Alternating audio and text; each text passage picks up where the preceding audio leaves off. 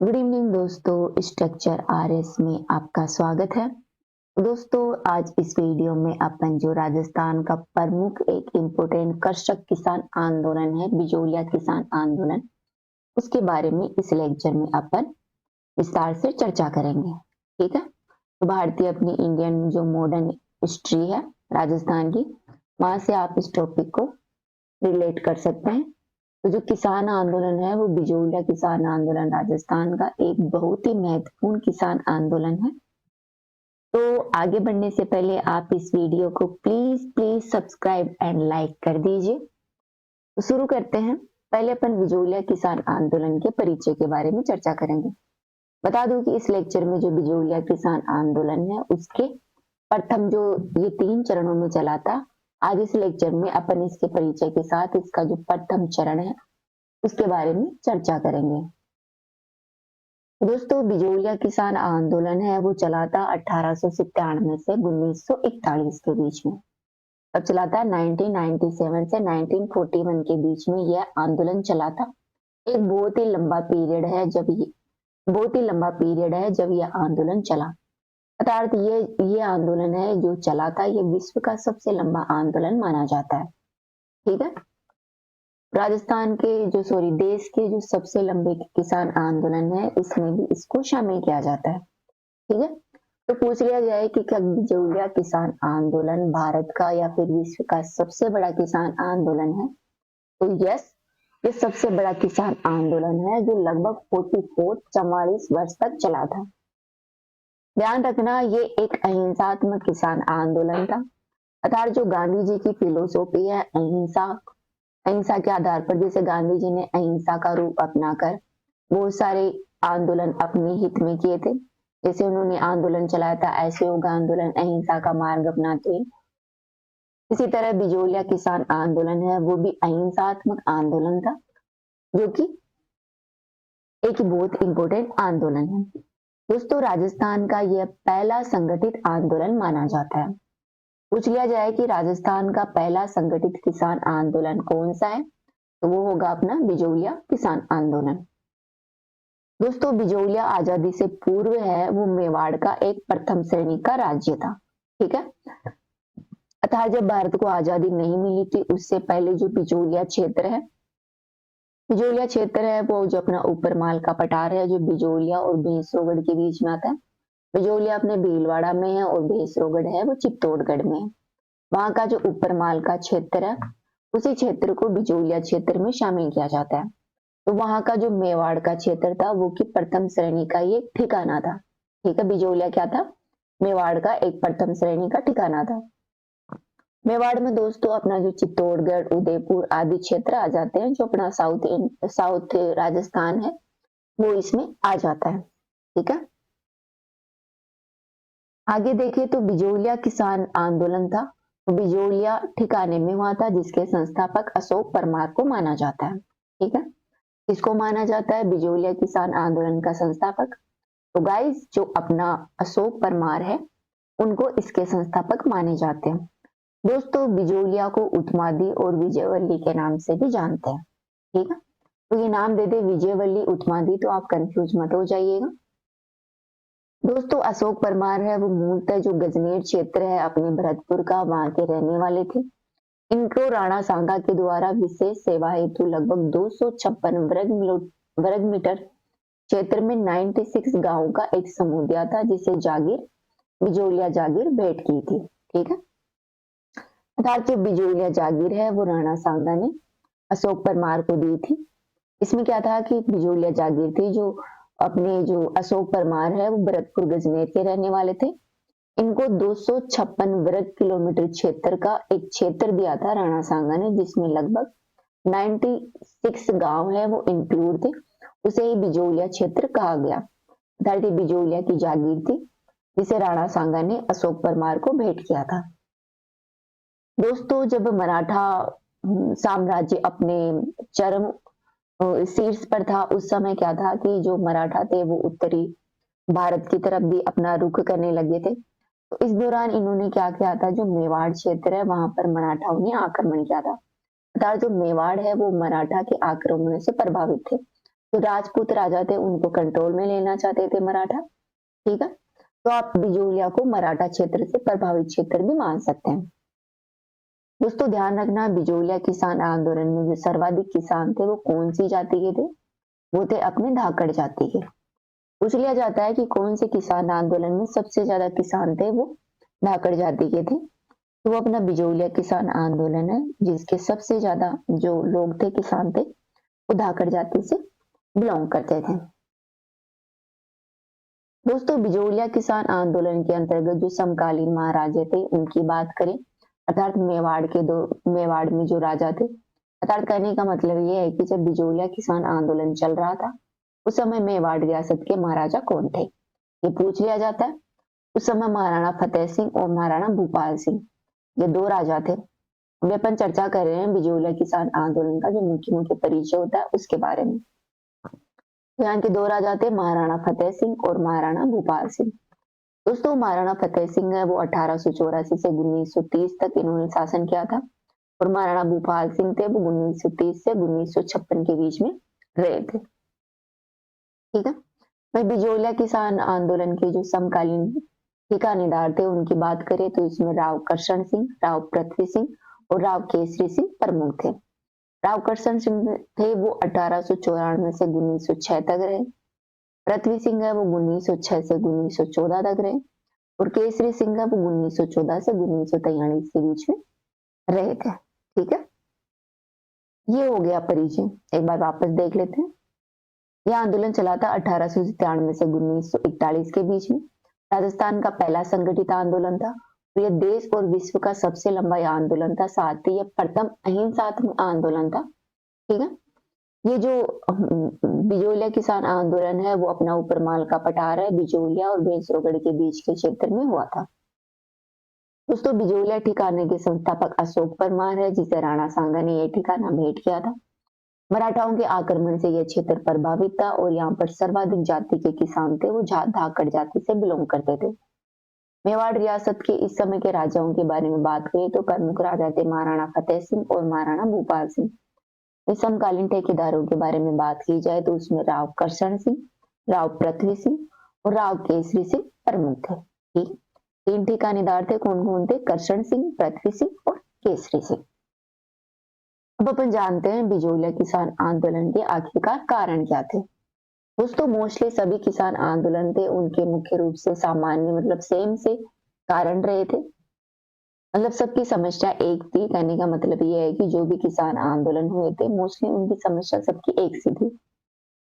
बात करें बिजोलिया किसान आंदोलन के कारण की, तो दोस्तों इस समय क्या हो रहा था, जो किसान जो खेती करते थे उनसे जो सरकार थी और जो रियासत थी, ठिकानेदार, जमींदार, साहूकार आदि थे, वे विभिन्न प्रकार के टैक्स वसूलते थे, ठीक है। इसके कारण किसानों का बहुत ज्यादा शोषण हो जाता था। साथ ही जो टैक्स की दर थी अर्थात जो भू राजस्व की दर थी वो बहुत ज्यादा थी, जिसे किसान आराम से दे नहीं पा रहे थे। अर्थात वो दिन भर मेहनत करते रहते थे फिर भी भू राजस्व ज्यादा होने के कारण उसे दे नहीं पा रहे थे, और अपना जो गुजारा बसेरा है वो ठीक से नहीं कर पा रहे थे। इसके अलावा इस समय क्या हुआ था कि 84 प्रकार की लाल बाग वसूली जा रही थी। दोस्तों लाल बाग है वो एक तरह का टैक्स होता था, अदेय कर होता था, जो कि सरकार और जो ठिकानेदार होते थे उनके द्वारा वसूला जाता था, ठीक है। इसके अलावा इनके साथ बहुत सारे भेदभाव हो रहे थे, आदि को ध्यान में रखते हुए यह आंदोलन हुआ था। इसमें आप प्रमुख कारण मान सकते हैं भू राजस्व को, जो कि किसान के ऊपर लगाया गया जो उच्चतम टैक्स था जिसे किसान अफोर्ड नहीं कर पा रहा था। इसे किसान क्रोधित होकर बिजोलिया किसान आंदोलन शुरू करते हैं, ठीक है। दोस्तों आगे देखिए कि बिजोलिया किसान आंदोलन कितने चरणों में हुआ था। दोस्तों बिजोलिया किसान आंदोलन एक लॉन्ग टाइम तक चलने वाला देश का सबसे बड़ा आंदोलन था, क्योंकि थोड़े दिनों में तो समाप्त होगा नहीं। इस तरह यह बहुत दिनों तक चला था, जो कि लगभग 3 चरणों में चला था। इसका प्रथम चरण है वो 1896 से 1915 के बीच में चला था। सेकंड है 1916 से 1922 के बीच में, और तीसरा चरण है वो 1923 से 1943 के बीच में चला था, ठीक है।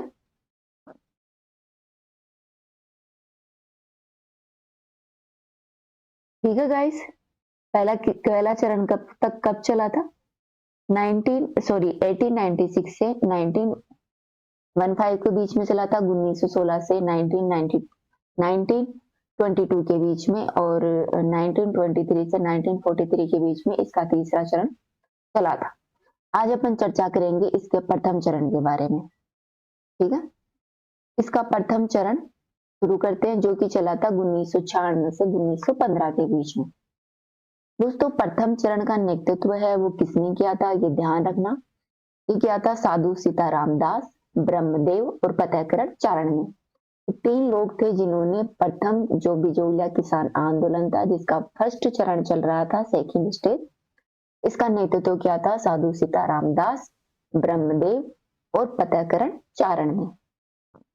दोस्तों, 1897 में क्या हुआ कि बिजौलिया के निकट एक गांव है, गिरधरपुरा गांव। वहां पर एक किसान था, गंगाराम धाकड़। उनके पिता की मृत्यु हो गई थी। उनकी डेथ के अवसर पर जो मृत्यु भोज होता है, वहां पर नानाजी पटेल और ठाकरे पटेल को तो किसानों के ऊपर जो अत्याचार हो रहे थे, वो जो शोषण हो रहे थे, उनकी शिकायतों से निपटान करने के लिए इन नानाजी पटेल और ठाकरे पटेल को चुना गया और उन्हें मेवाड़ के महाराणा फतेह सिंह से मिलने के लिए उदयपुर भेजा गया था, ठीक है। यहीं से इस आंदोलन की शुरुआत होती है। कहां से होती है? 1897 में क्या हुआ था, नानाजी पटेल और ठाकरे पटेल, ये 2 किसान थे जो कि जागीरदारों की जो अत्याचार हो रहे थे, वो जो उनका शोषण कर रहे थे किसानों का, उनकी शिकायत लेकर ये महाराणा फतेह सिंह से मिलने के लिए उदयपुर गए थे। ये डिसाइड कहाँ हुआ था? ये हुआ था गिरधारपुरा गांव में। एक किसान था गंगाराम धाकड़, उसके पिता के मृत्यु भोज पर, ठीक है। तो दोस्तों, जब ये लोग गए, नानाजी पटेल और ठाकरे पटेल, इन्होंने जो मेवाड़ के महाराणा फतेह सिंह थे, उनको अपनी किसानों की जो समस्याएं थी उनके बारे में विस्तार से बताया। तो इसके रिस्पॉन्स में जो महाराणा फतेह सिंह था, उन्होंने क्या किया, एक हामिद हुसैन आयोग का गठन किया था। पूछ लिया जाता है कि हामिद हुसैन आयोग, जो जांच आयोग, वह किससे जुड़ा हुआ है? वो है अपने बिजौलिया किसान आंदोलन से, जिसका गठन किया था महाराणा फतेह सिंह ने किया था। किसकी सिफारिश पर किया था? नानाजी पटेल और ठाकरे पटेल जो किसान थे, उनकी शिकायतों के ऊपर इस आयोग की स्थापना की गई थी। क्या नाम था? हामिद हुसैन जांच आयोग। दोस्तों, हामिद हुसैन जांच आयोग में था, उसने किसानों की जो शिकायतें की थी, अर्थात उन्होंने कहा था कि जमींदार उनका शोषण कर रहे हैं, उनसे भू राजस्व अधिक वसूला जा रहा है, तो उन शिकायतों को उन्होंने सही बताया था। रिपोर्ट पर महाराणा ने जो जागीरदार थे उनको चेतावनी दी और कुछ लागतों को कम करने के लिए कहा, लेकिन मेवाड़ राज्य द्वारा ठिकानों के विरुद्ध कोई कार्यवाही नहीं की गई, जिसके कारण क्या हुआ कि जो राव करशन सिंह था, उसका हौसला बढ़ गया और उसने नानाजी पटेल और ठाकरे पटेल थे, उनको बिजौलिया से निवासित कर दिया, वहां से बाहर कर दिया, ठीक है। तो क्या हुआ था कि जो नानाजी पटेल और जो ठाकरे पटेल है, वो अपनी सिफारिश लेके मेवाड़ के महाराणा फतेह सिंह के पास गए। फतेह सिंह ने हामिद हुसैन जांच आयोग गठित किया। हामिद हुसैन जांच आयोग ने किसानों की सिफारिश को उनको सही ठहराया। तो महाराणा ने जो जागीरदार थे उनको चेतावनी देकर छोड़ दी, लेकिन कोई कार्यवाही नहीं की। कोई कार्यवाही नहीं की तो जो राव करशन सिंह था, उनका हौसला बढ़ गया कि ये तो ऐसे चलता रहता है। तो हौसला बढ़ जाने के कारण इन्होंने क्या किया, जो नानाजी पटेल थे और जो ठाकरे पटेल थे, जो अपनी सिफारिश लेकर महाराणा फतेह सिंह के पास गए थे, इनको बिजौलिया से निवासित कर दिया। फिर आगे क्या हुआ? आगे 1930 में जो राव करशन सिंह था, जो ये ठिकानेदार था, उन्होंने क्या कर दिया, चौवरी कर लगा दिया। पूछ लिया जाता है चौवरी कर किसने लगाया था और कब लगाया था? तो दोस्तों, चौवरी कर है वो राव करशन सिंह ने लगाया था 1903 में, ठीक है। दोस्तों, इसके विरोध में क्या किया, किसानों ने खेती में जो हल चलाना बंद कर दिया और जो सीमावर्ती क्षेत्र थे वहां की ओर पलायन कर गए, अर्थात दूसरी जगह जाकर ये खेती करने लगे, ठीक है। तो फिर इससे क्या हुआ कि जो राव का जो ठिकाना था, करशन सिंह का जो ठिकाना था, वहां पर खेती कम होने लगी, उसको राजस्व की प्राप्ति कम हुई। इससे क्या किया, जो करशन सिंह थे उन्होंने क्या किया, जो चौवरी कर था उसको आधा कर दिया। तो लगान था जो 1/2 लिया जाता था, आधा लिया जाता था, उसे 2/15 कर दिया। और जो कुछ अन्य प्रकार की लागतें थी उनको भी समाप्त कर दिया, ठीक है। इस तरह किसानों के असहयोग और अहिंसात्मक तरीकों से इस विरोध को जीत लिया गया। ठीक है, ठीक है। तो क्या हुआ, 1903 में राव करशन सिंह ने चौरी कर लगाया। इसको विरोध में किसानों ने हल जोतना शुभ बंद कर दिया और सीमावर्ती राज्यों में चले गए, वहां पर चले गए। तो इससे परेशान होकर राव करशन ने कुछ करों को समाप्त करना पड़ा। आगे बात करें दोस्तों, 1906 में पृथ्वी सिंह जागीरदार बन जाता है। ठीक है, राव करशन सिंह के बाद में पृथ्वी सिंह जागीरदार बना। इन्होंने क्या किया, एक तलवारबंदी नामक नई लागत लगा दी। पूछ लिया जाता है कि तलवारबंदी जो लगान है वो किसने लगाई थी। वो 1906 में पृथ्वी सिंह ने लगाई थी और चौमरी कर है वो 1930 में राव करशन सिंह ने लगाई थी। ये पूछ लिया जाता है, ध्यान रखना। तलवारबंदी है वो पृथ्वी सिंह ने लगाई थी 1906 में। चौमरी कर है वो राव करशन सिंह ने लगाई थी 1903 में। दोस्तों तलवारबंदी जब लगा दी गई तो 1905 में दी गई जो रियायत थी उनको राव पृथ्वी सिंह ने समाप्त कर दिया, जो कि राव करशन सिंह ने दी थी। दोस्तों इससे क्या हुआ, जो पुराने कर थे उन्होंने वर्दी कर दी और गन्ने का जो लगान था वो 2 गुना कर दिया और फसले पर जो कुत्ते होते थे उसकी एक तरह की जो लगान होती थी वो सख्ती से की जाने लगी। ठीक है, ये काम किए राव पृथ्वी सिंह ने, जो कि एक तरह का जागीरदार था। इसने क्या किया, तलवारबंदी नामक नया कर लगा दिया। 1905 की जो राव करशन सिंह ने रियायत दी थी उनको समाप्त कर दिया।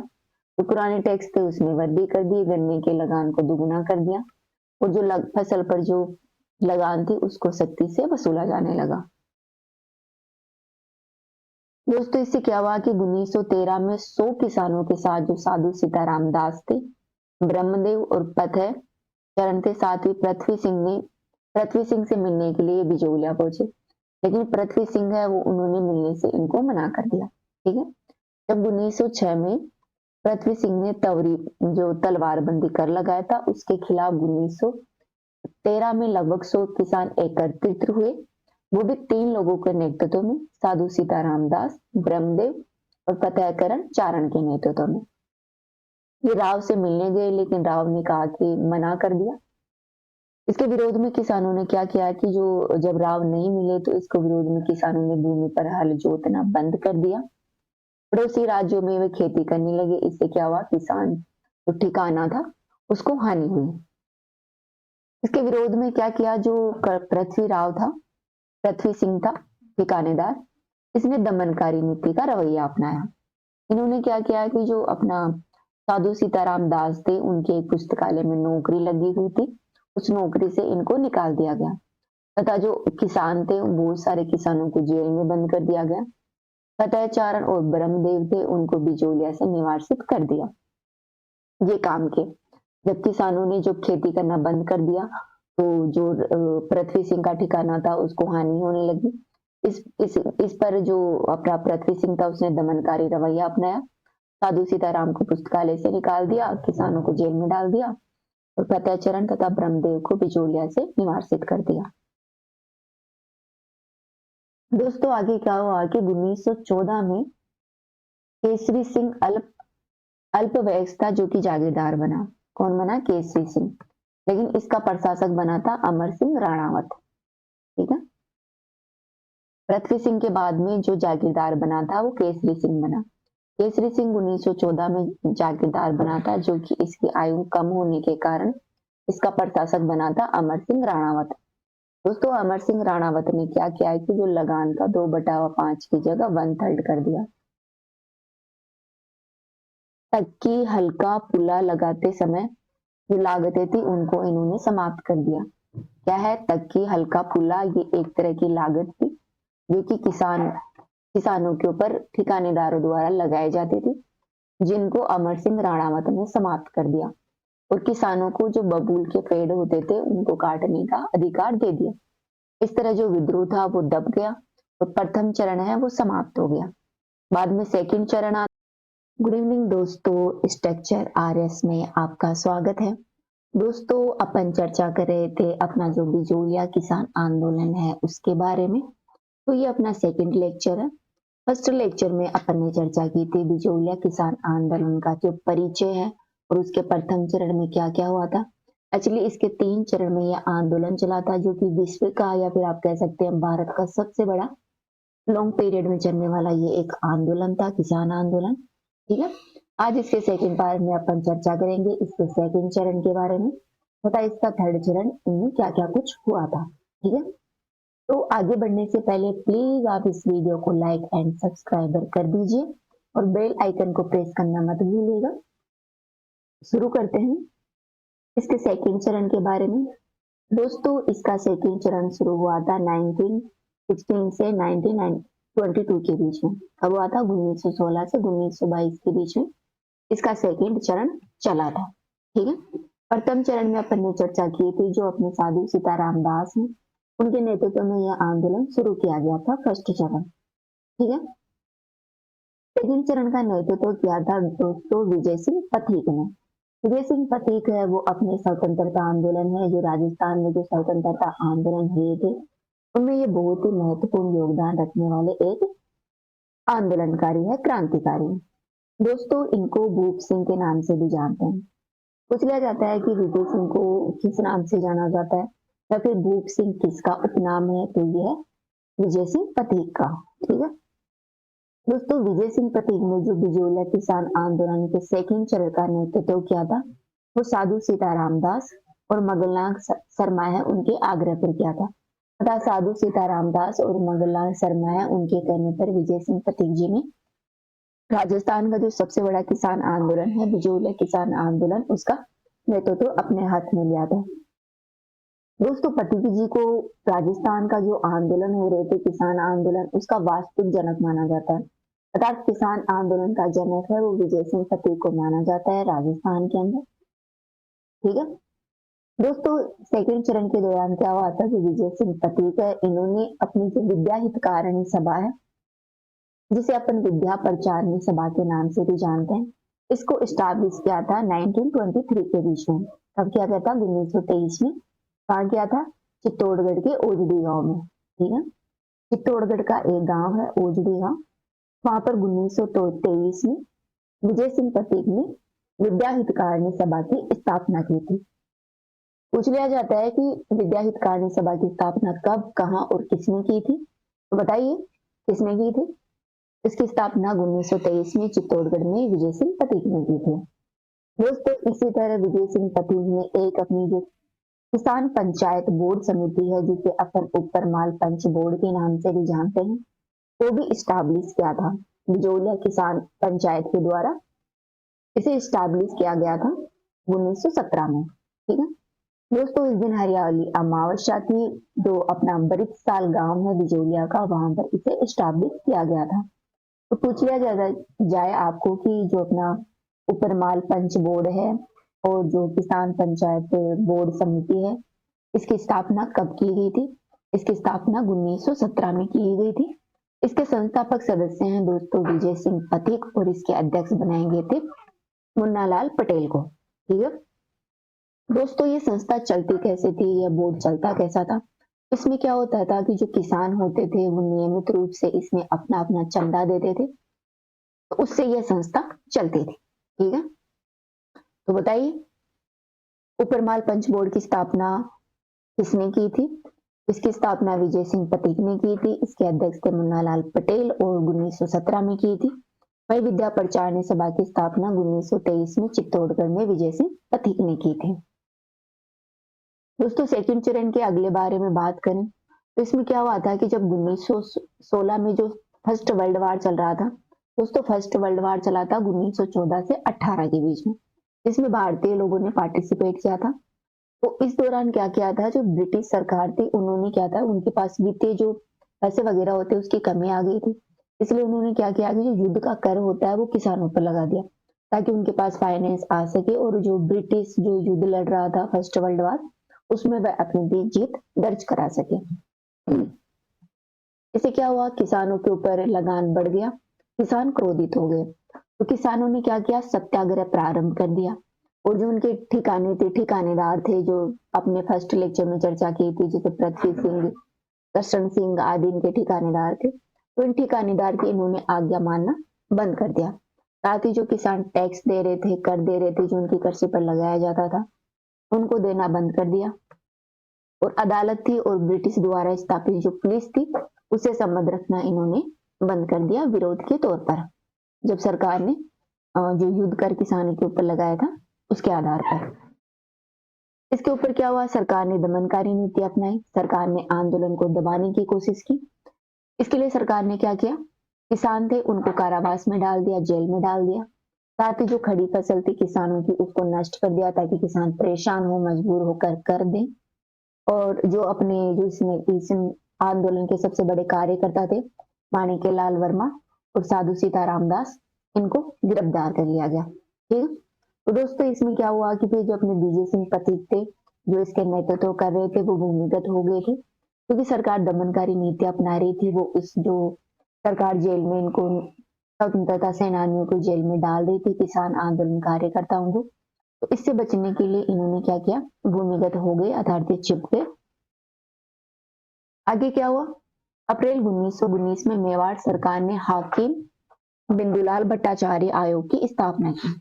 कौन से आयोग की स्थापना की, पूछ लिया जाता है कि हाकिम बिंदुलाल भट्टाचार्य आयोग किससे रिलेटेड है। इसकी स्थापना जो मेवाड़ सरकार थी जहां पर बिजोलिया किसान आंदोलन चल रहा था, इसकी स्थापना की गई थी अप्रैल 1919 में। दोस्तों इसमें टोटल 3 सदस्य थे। इसके अध्यक्ष तो थे अपने हाकिम लाल बिंदुलाल भट्टाचार्य और इसके अलावा ठाकुर अमर सिंह और फजल अली अन्य इसके सदस्य थे। दोस्तों इस समिति की जो ये आयोग बनाया गया था इसकी सिफारिशों के बारे में बात करें तो उन्होंने कहा कि जो सरकार ने माणिक्यलाल वर्मा और साधु सीताराम को जो बंद किया है जेल में, उनको रिहा किया जाए। साथ ही किसानों ने जो मांग जताई है वो न्यायोचित है, वो गलत नहीं है, सरकार उनको माने और जो अनावश्यक लागतें हैं जो किसानों के ऊपर लगाई जा रही है उनको समाप्त किया जाए और किसानों से बेगार ली जा रही है वो नहीं लिया जाए।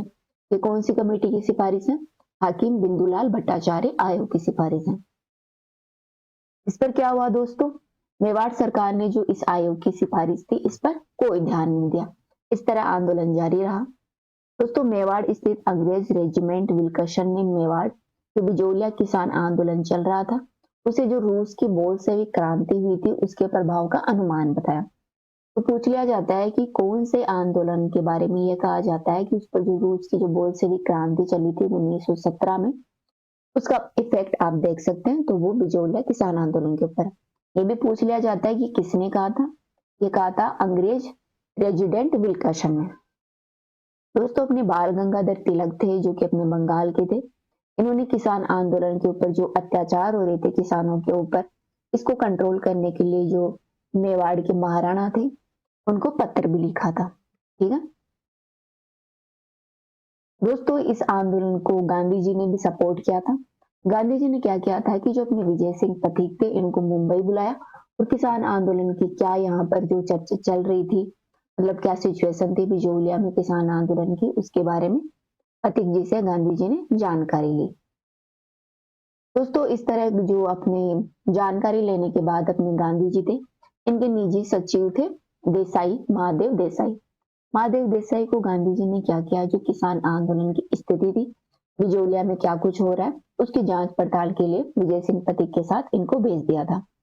दोस्तों उन्होंने आंदोलन का समर्थन किया तथा महाराणा और किसानों की समस्या को हल करने हेतु महाराणा को इन्होंने पत्र लिखा। इन्होंने लिखा, महादेव देसाई उन्होंने जांच पड़ताल की आंदोलन की और महाराणा को पत्र लिखा। दोस्तों इसी तरह इस आंदोलन को एक देश के ऊपर में, मतलब पूरे देश में एक बड़ा जन आंदोलन बनाने के लिए विजय सिंह पथिक ने क्या किया, 1919 में कांग्रेस का अमृतसर अधिवेशन हुआ था। तो इस अमृतसर अधिवेशन में विजय सिंह पथिक ने इस मामले को उठाया था कि जो राजस्थान के किसान हैं बिजोलिया में, उनके साथ क्या कुछ जो ब्रिटिश गवर्नमेंट है वो अत्याचार कर रही है, इस मामले को उठाने का प्रयास किया था। दोस्तों आगे बात करें तो फरवरी 1921 में महाराणा ने फिर एक त्रिसदस्यीय आयोग का गठन किया, क्योंकि यह आंदोलन जोर पकड़ता जा रहा था, एक नेशन आंदोलन बनता जा रहा था। इस कारण महाराणा पे थोड़ा बहुत प्रेशर आया और उन्होंने फरवरी 1921 में एक त्रिसदस्यीय आयोग का गठन किया। इस आयोग में कौन कौन थे, ठाकुर राज सिंह, रमाकांत मालवीय और तख्त सिंह मेहता। पूछ लिया जाता है कि महाराणा ने जो 1921 में त्रिसदस्यीय आयोग का गठन किया था उसके सदस्य कौन कौन थे। कौन थे? ठाकुर राज सिंह, रामाकांत मालवीय और तख्त सिंह मेहता। दोस्तों इस आयोग ने जो रिपोर्ट दी इसमें कहा इन्होंने कि जो किसानों के द्वारा मांग की जा रही है वो उचित है, ठीक है, मतलब किसानों के हित में ही इस आयोग ने अपनी रिपोर्ट दी। फिर भी जो महाराणा थे उन्होंने इनकी जो सिफारिश थी उन पर कोई ध्यान नहीं दिया। इस तरह यह आंदोलन है आगे भी जारी रहा। दोस्तों 1920 में कांग्रेस का नागपुर अधिवेशन हुआ था, जिसमें पथिक जी ने बिजोलिया के 3 किसानों के साथ मिलकर जो किसानों के साथ राजस्थान के किसान थे उनके साथ जो अत्याचार हो रहे थे उनका चित्रण किया और वहां पर प्रदर्शनी का आयोजन किया। विजय सिंह पथिक ने यह काम किया, वो 3 किसानों के साथ मिलकर किया था। ये 3 किसान थे कालू जी, नंदराम जी और गोकुल जी। इनके साथ कालू जी, नंदराम जी और गोकुल जी के साथ मिलकर विजय सिंह पथिक ने 1920 में जो कांग्रेस का नागपुर अधिवेशन हुआ था वहां पर जो बिजोलिया और राजस्थान के किसानों के ऊपर जो अत्याचार हो रहे थे वहां का उन्होंने चित्रण किया और वहां पर एक प्रदर्शनी का आयोजन किया था। दोस्तों फिर यह आंदोलन जब चल ही रहा था तो अंग्रेजों का थोड़ा बहुत इस आंदोलन पर ध्यान भी गया, तो इन्होंने क्या किया कि एक उच्च स्तरीय समिति का गठन किया, ठीक है। अंग्रेजों ने किया था, पहले जो भी अपन समितियां पढ़ते आ रहे हैं वो जो गठित की गई थी वो मुख्य रूप से जो मेवाड़ के महाराणा थे उनके द्वारा गठित की गई थी। अब अपन जो समिति की चर्चा कर रहे हैं वो अंग्रेजों के द्वारा गठित की गई थी। दोस्तों जो अंग्रेज थे एजीजी होलैंड, सचिव आलजवी, मेवाड़ रेजिमेंट विल्कसन, मेवाड़ के दीवान प्रभाष चंद्र चटर्जी और शायर थे एक हाकिम बिहारी लाल। इनकी अध्यक्षता में जो ब्रिटिश गवर्नमेंट थी उनके द्वारा इस समिति का गठन किया गया था, उच्च स्तरीय समिति, जिसकी अध्यक्षता की थी एजीजी होलैंड और इसके अन्य सदस्य थे आलजीवी मेवाड़ रेजिमेंट विल्कसन और मेवाड़ के दीवान थे प्रभाष चंद्र चटर्जी तथा हाकिम बिहारी लाल इसके सदस्य थे। दोस्तों यह समिति 4 फरवरी 1922 को बिजोलिया पहुंची।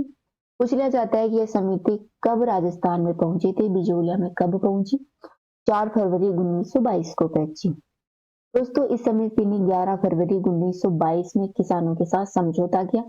किसानों का नेतृत्व करने वाले थे मोतीलाल तेजावत, मंत्री नारायण पटेल, माणिक्यलाल वर्मा और राम नारायण चौधरी, ठीक है। इनके साथ समझौता किया कि इन्होंने किया, होलैंड ने मेवाड़ रेजिमेंट के जो विल्कसन थे इनके साथ मिलकर समझौता किया गया। कब किया गया? 11 फरवरी 1922 को। इस आंदोलन को रोकने के लिए यह समझौता किया गया था, ठीक है। तो पूछ लिया जाए कि जो सेकंड चरण चल रहा था बिजोलिया किसान आंदोलन का वो समझौता कब और किन के बीच में हुआ था? यह समझौता हुआ था 11 फरवरी 1922 में। किसानों की तरफ से मोतीलाल तेजावत, नारायण पटेल, माणिक्यलाल वर्मा और राम नारायण चौधरी, ये 4 लोग थे। वहीं ब्रिटिश सरकार की तरफ से एजीजी होलैंड और मेवाड़ विल्कसन के बीच में यह समझौता हुआ था। इस समझौते में क्या हुआ था, क्या रिपोर्ट निकल के आई, तो इसमें ये प्रमुख बातें जो निकल के आई। इसमें क्या किया कि जो ब्रिटिश गवर्नमेंट थी उसने लगभग जो 25 लागतें होती थी वो समाप्त कर दी और किसानों को राहत प्रदान की। साथ ही जो करशन सिंह ने जो तलवार बधाई वाला जो कर लगाया था, किसानों के ऊपर जो टैक्स लगाया था उसको समाप्त तो नहीं किया, लेकिन उसके ऊपर जो राशि लगाई गई थी टैक्स की वो ब्रिटिश गवर्नमेंट ने कम कर दी। और जो जमीन पड़क पड़ी हुई थी, मतलब जिस पर खेती नहीं की जाती थी, उस पर लगान सरकार नहीं लेगी। साथ ही किसानों पर जो मुकदमा चलाया गया था, उनको जो जेल में बंद कर दिया गया था, उससे उन्हें आजादी दे दी। किसानों को उनकी जो जमीन छीन ली गई थी, किसानों की जमीन आंदोलन के दौरान उनकी जमीन भी वापस दे दी गई तथा बेगार जो किसानों से वसूल की जाती थी, बेगार ली जाती थी, उस पर रोक लगा दी और जो जुल्मी कामदार थे उनको हटा दिया गया। तो ये सेकंड चरण का अपन ने जाना। अब अपन चर्चा करेंगे बिजोलिया किसान आंदोलन के तीसरे चरण के बारे में, ठीक है।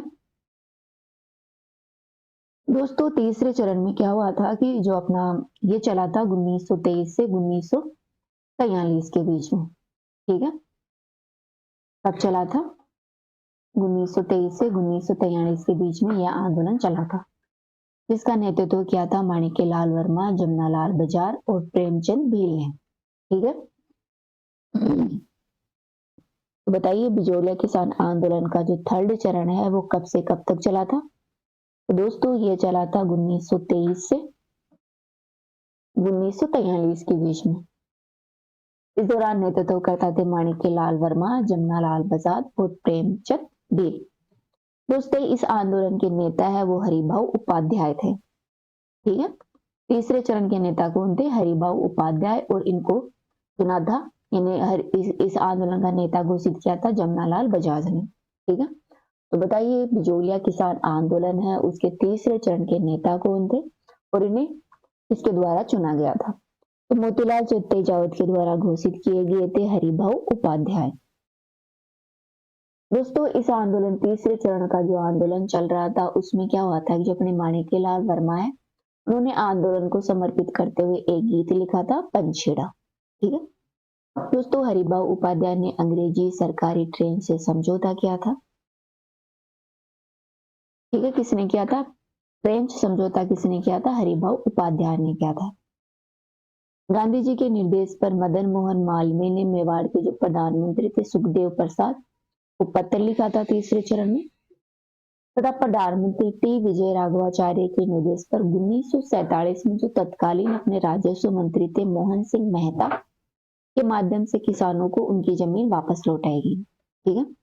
पूछ लिया जाए कि तीसरे चरण के दौरान प्रधानमंत्री कौन थे इसके? तो टी राघवाचार्य थे और तत्कालीन जो राजस्व मंत्री थे वो मोहन सिंह मेहता थे, जिनके बीच में समझौता हुआ 1947 में और उन्होंने किसानों की जमीन है वो वापस लौटा दी थी।